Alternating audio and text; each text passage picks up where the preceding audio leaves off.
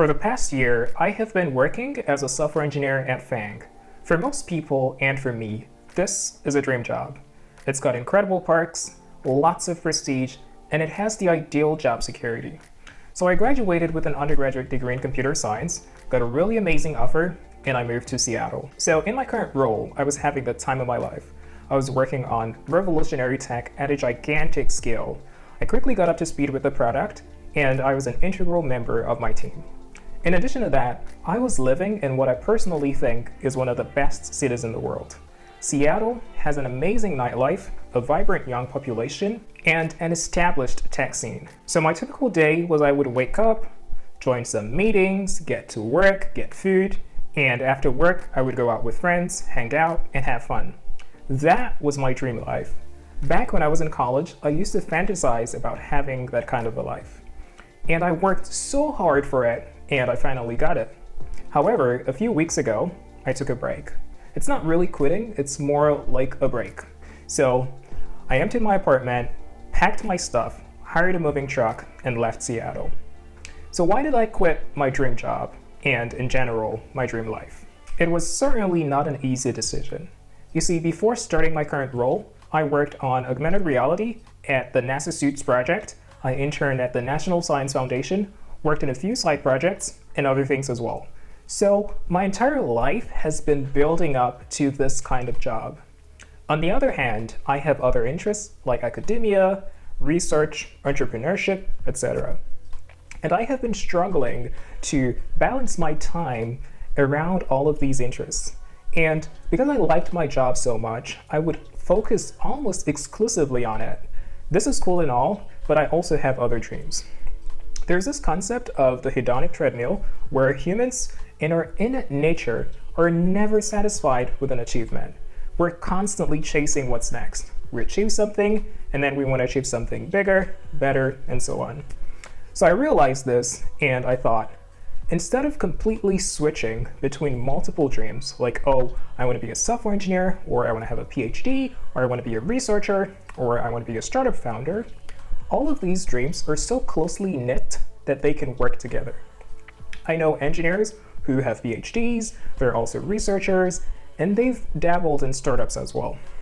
Now, this might come at a cost to your personal life and personal time, but it's doable. And so I decided to take this time to take a break and reevaluate my life and my goals and build a model for all of my goals to work together.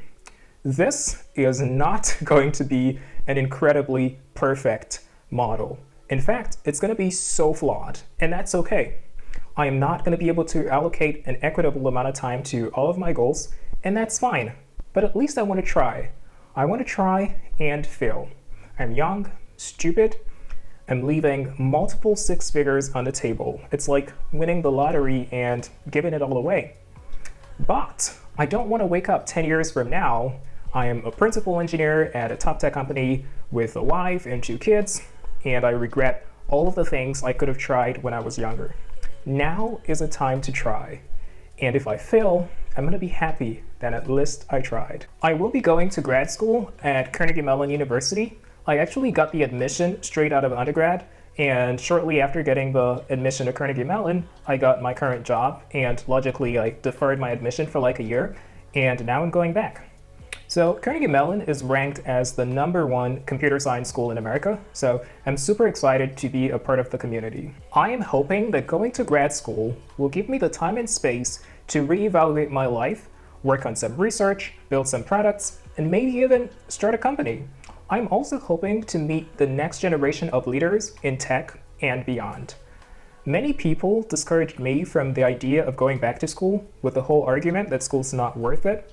Although I agree with that to some extent, I still think that academic qualification is the quickest way to show competence in a particular field. Now, it does not guarantee competence, but it's a start, and it's something that you could show. And for now, our society really values academic qualification. The purpose of this video is not to flex. In fact, it's the opposite. It's to show that behind all of the glamour, there are some nuanced decisions that you have to make that would completely change your life. People might seem like they have it all together, but they might be clueless as everyone else. So if you want to learn more about what's next in my life, I'll be sharing my journey here on this channel, so be sure to subscribe so you don't miss out on any updates. Like the video for the YouTube algorithm, share it around with someone who you think might get some value from it, and I'll see you in the next one. Peace.